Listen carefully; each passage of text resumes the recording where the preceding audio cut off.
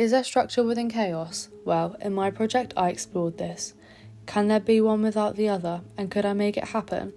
Originally, I was inspired by many structures and textures which I ended up exploring within natural elements. When I was doing my observational drawings, I found myself inspired by the pinecone textures and the point it had.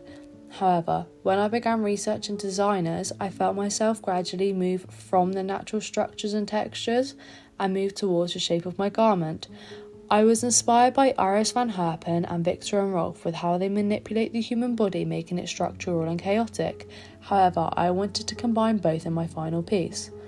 I experimented with ruffles from fashion and forecasting and trendsetting talk.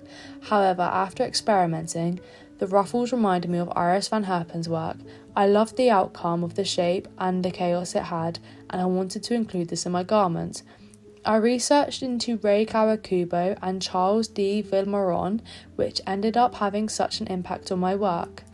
They gave me an inspiration to experiment with screen print on my fabric for my final piece. If I wasn't to have experimented with the screen print, my final piece would have come out completely differently.